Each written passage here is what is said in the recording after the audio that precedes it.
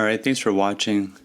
What I'm going to do this time is I'm going to take the NEISS dataset that I have on pogo stick injuries, and I'm going to look at the dates.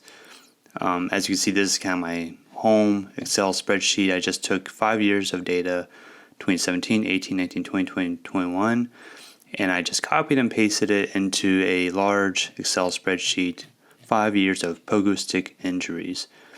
I showed you in a previous video how to pull out N. It's pretty simple. You can watch that. Now I'm going to show you how to play with the dates. So at the bottom I'm just typing in dates, naming this sheet here. You can see I'm just going to the column B, treatment date, Control C. I'm just putting it on a new sheet so I don't mess up any of the other numbers. So what I'm going to do first is probably one of the easiest things to look at. Let's look at the year. Let's see if trends are getting better or worse over the year. I guess more or less injuries over the years. The easiest way I think to do that is just let's do a function. So you hit the equal sign, type in text, double click. It asks for the values. Hit the first one. The first value there, Control Shift down, it'll select all the values for you. Hit a comma, space, quotation. Let's go year, Y, quotation, close it up, enter. There we go. These are all the years kind of pulled out to the side in column C. What I'm going to do next is I want to know the frequency. So 2017, see how many injuries there were total in 2017 and 2018 and so forth. So I'm going to hit Control Shift down, select all those. Now I'm going to go way over to the right top hand of the screen. It says Analyze Data. This helps pull out some pivot tables. Click that and it knows exactly what I want. And so I'll just double click this, open up the pivot table. Now I'm not like any Excel pro. If you have a easier, better way to do this, let me know. But what this does, it pulls out the frequency of each injury or how many times 2017 showed up in that list. So because it's kind of hard to mess with in the pivot table, I just Control C, Control V, put it over here. And then since it pulls out the highest frequency first, what I want to do is I want to organize this column so it starts at 2017 and ends at 2021. I do that by selecting both those columns. Just hit Sort and Filter, go to Custom Sort. This is pretty simple. I want to sort by column D. So click D, smallest to the largest sounds right, and there we go.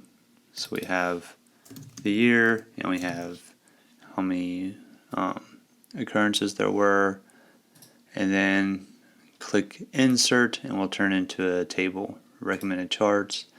Here's a line. I like the columns. There it is. Pretty simple. 27 looks like the trend's actually kind of going down. If you do want a trend line, I'll just pull this up here. We can do that. Let me just close all that. I can do insert. I just changed my table. I could change it to a scatter plot. No, I don't think it's the best thing to do this. It kind of did it the wrong way. Here we go. So it's kind of like strange. It halved out the years.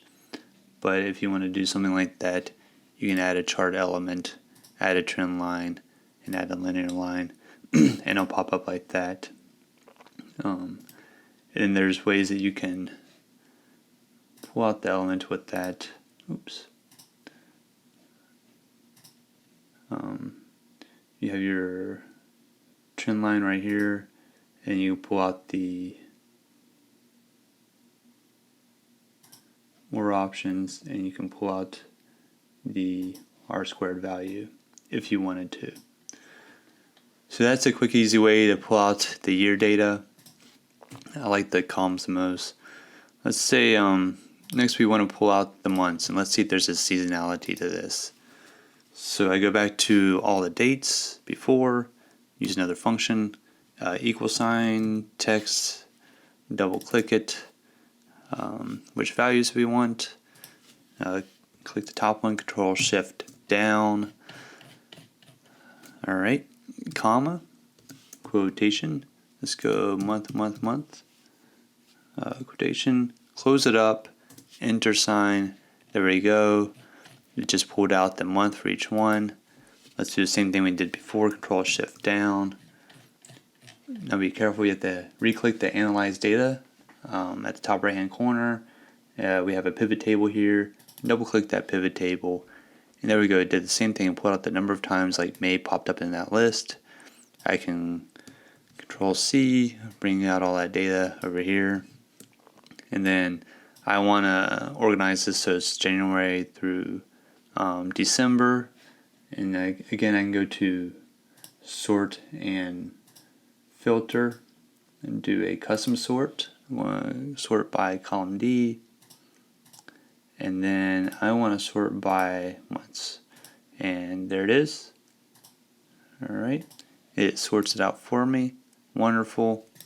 Pull out the month, pull out the N, and then again we can turn this into a table, insert recommended charts. I like the bar chart here. There we go. Has the months on the bottom, frequencies over here.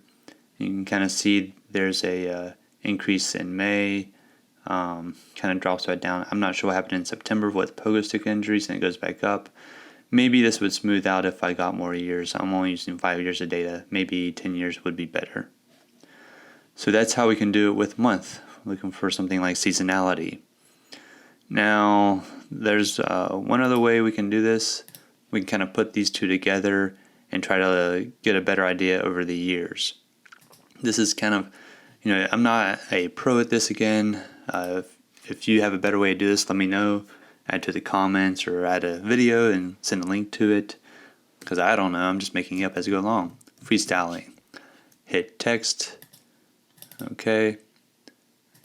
Let's do Control Shift down. Select all these values.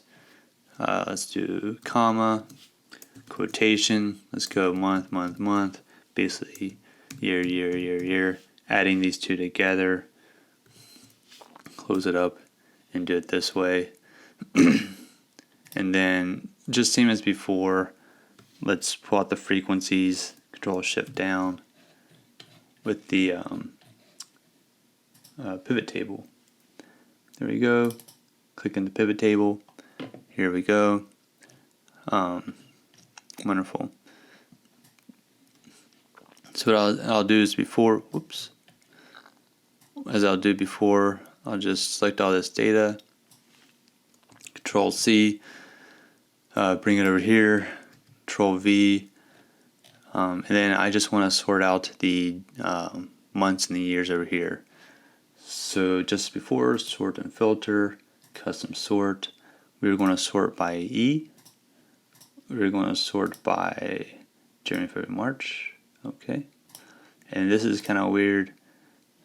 Because it has a month and then it has a number to it, sort anything that looks like a number as a number. Got it? Alright, and then here we go. Now, as you can see, this is a problem that I don't know how to fix yet. So there's no January, so nothing happened in January 2017.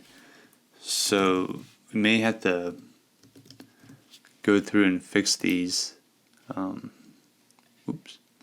If you get something where it changes the style of it, you can highlight the whole column, and where it says general, just change it to text. And then you can click it in, type it in as you want. And this will be 0. Now, I don't know how to do that. You may have to go through and do this yourself. Kind of a little bit of legwork, but what this does do, we can do like month, year, and then what we can do is we can go to Insert, Recommended Charts and Tables, and then as you can see, the only one that goes down to the bottom on this line chart was January. That's because I put it in there. But there may be some other zeros in here that will you'll just have to go through and fill those in. But as you can see, it kind of gives you a different line.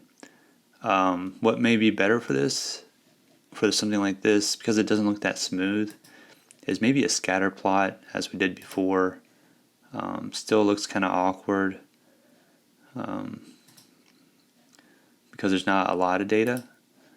But if you had a lot of data or something with a lot of injuries, like you're just looking for like head injuries, maybe it look a lot better. But for something like this might be a good place to add in a trend line. And then as you can see, let's do linear. As you can see, it kind of looks like it's going down. So maybe, as we looked at before, maybe pogo stick injuries are becoming less common. I don't know. But that's the basic statistics with this. Hopefully this helps. It seems pretty simple. Just knowing some of these simple functions can help you out a lot. And again, there's not a lot of statistics that you need to do or that can really be done, I guess, with pogo stick injuries with this data set. That's it. Thanks.